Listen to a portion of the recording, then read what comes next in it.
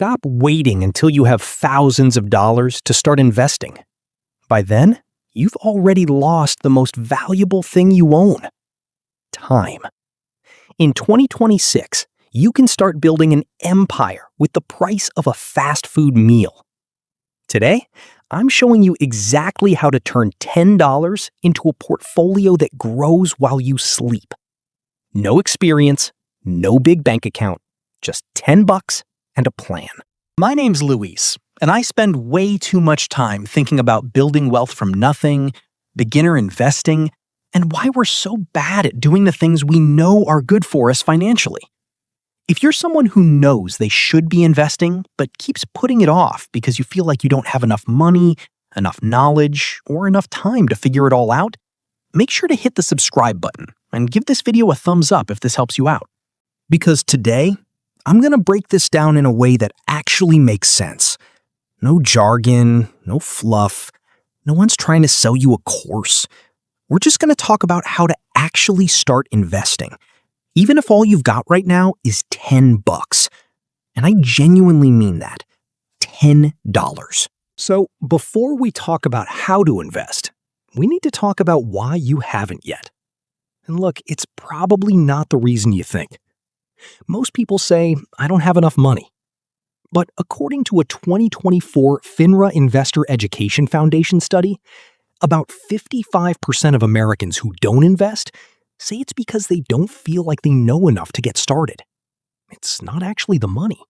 It's the confusion. It's the fear of doing it wrong. And that fear, it's not accidental.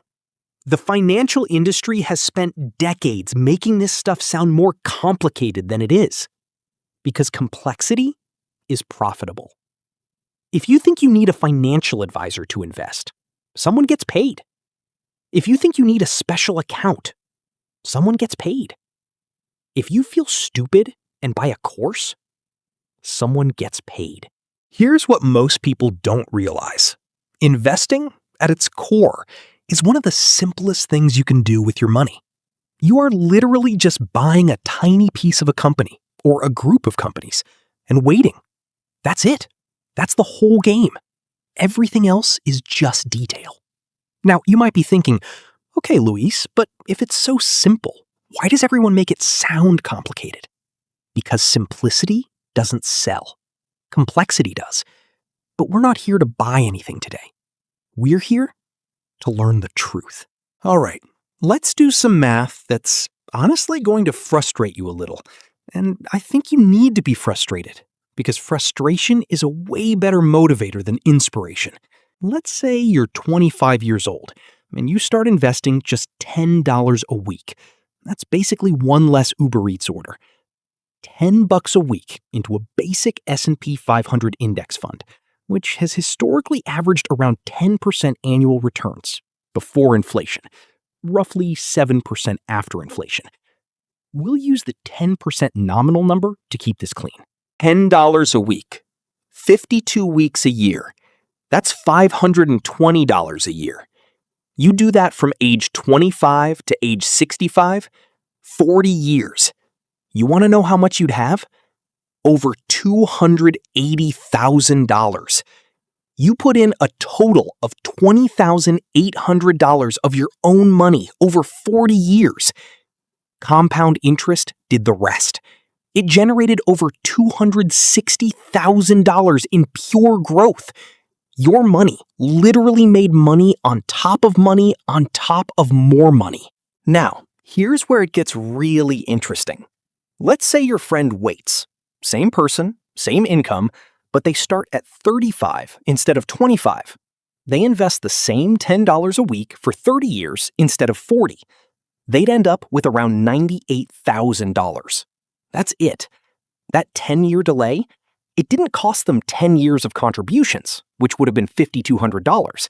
It cost them nearly $182,000. Let me say that again. Waiting 10 years to invest $10 a week costs almost $182,000. This is why it makes me a little crazy when people say, I'll start investing when I have more money. You don't need more money. You need more time. And time is the one thing you cannot get back. So let's get practical. Here's exactly what you do, step by step, no date keeping.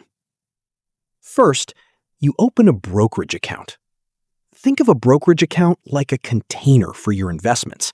The same way a savings account holds cash, a brokerage account holds your stocks, your index funds, your ETFs.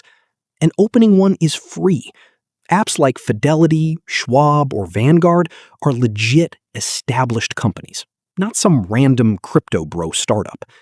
You can open an account in about 10 minutes on your phone. No minimum balance required at most of them. Second, once your account is open, you deposit money. Start with whatever you have. $10, $20, $50, it does not matter. I really want to emphasize this because I see it constantly in my comments.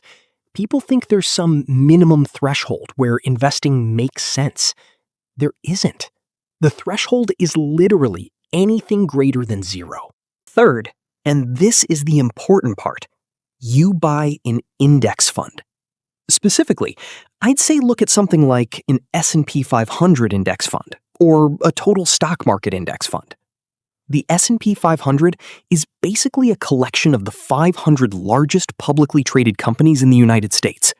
Apple, Microsoft, Amazon, Google, they're all in there. When you buy one share of an S&P 500 index fund, you're essentially buying a tiny sliver of all 500 of those companies at once. You're instantly diversified. You don't have to pick stocks. You don't have to watch CNBC. You don't have to pretend you understand what the Federal Reserve is doing. And here's one of my favorite facts. Over any 20-year rolling period in history, the S&P 500 has never lost money. Not during the Great Depression aftermath, not during the dot-com crash, not during 2008. If you held for 20 years, you came out ahead. Every single time.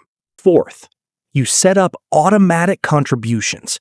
This is the secret weapon that nobody talks about enough. You tell your brokerage app to pull $10, $20, or $50 from your bank account every single week, or every paycheck, automatically. You don't think about it, you don't look at it, you let it run in the background, like a subscription. Except instead of paying for a streaming service, you're paying your future self. Now, here's where I have to be real with you, because the math is the easy part. The hard part is your brain. There's a concept in behavioral economics called present bias. It basically means humans are hardwired to prioritize what feels good right now over what will feel great later. A study published in the Journal of Economic Psychology found that people consistently choose a smaller reward today over a significantly larger reward in the future. We are, on a biological level, terrible at thinking long term. So when you see your investing app and you've put in $200 and it's only grown to $211 after a month, your brain goes, this is pointless. I could have spent those $200 on something I actually wanted. And that feeling is real. I'm not going to sit here and tell you to just ignore it. What I am going to tell you is to expect it. The first year of investing is boring. The first 5 years, honestly, are boring. The magic doesn't become visible until year 7, 8, or 10. Think of it like planting a tree. You water it every day, and for the first couple of years, you've got this sad little twig in the ground, and you're thinking, am I wasting my time? And then seemingly overnight, the thing is 12 feet tall, providing shade. The other psychological trap is loss aversion. The market will go down. You will log in one day and your $500 will be $430. And every fiber of your being will scream, sell everything. Do not do that. That is the equivalent of planting a seed, seeing a cloudy day, and digging it up to check if it's still growing. The market goes down. Then it goes up more. Down again, up more. That's been the pattern for over a century. Okay, I'll give you an analogy. Imagine you're on an escalator going up inside a building, but you're bouncing a basketball while you ride. The basketball goes up and down, up and down. If you stare at the basketball, you'll feel like you're not going anywhere. But if you look at the floors passing by, you realize you've been rising the entire time. The basketball is a daily market movement. The escalator is a long-term market growth. Stop staring at the basketball. Before I let you go, I need to address the single most dangerous investing myth out there. And it's this: I need to learn more before I start. Now, you might be thinking, Luis, that sounds irresponsible. You want me to just throw money into something I don't fully understand? And my answer is, you don't fully understand how your phone works, but you use it every day. You don't fully understand how an airplane engine works, but you still fly.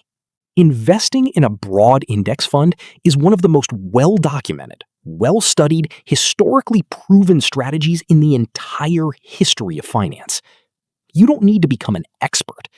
You need to become a participant. According to a bank rate survey, around 25% of Americans say their biggest financial regret is not investing earlier. Not investing in the wrong thing, not losing money. Their biggest regret is not starting sooner. That is heartbreaking and preventable. Here's what I want you to do right now.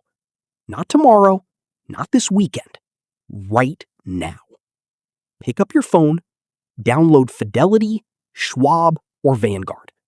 Open an account, put in $10. Buy an S&P 500 index fund. Set up a weekly automatic deposit, even if it's just $5 or $10, and then close the app and live your life. That's it. That's investing. You just did it. That $10 is now working for you 24 hours a day, 7 days a week, including while you sleep, while you eat, while you watch this video. It doesn't take a sick day. It doesn't complain. It just grows. The gap between where you are and where you want to be financially isn't as big as you think. It's not a canyon. It's a crack in the sidewalk. But you have to actually step over it. So step over it. Today. If this video helped you see investing differently, hit the subscribe button. I'm going to keep making content that breaks this stuff down without the nonsense.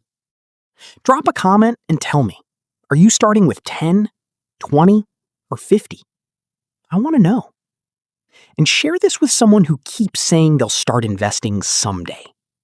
Maybe today becomes their someday. I'll see you in the next one.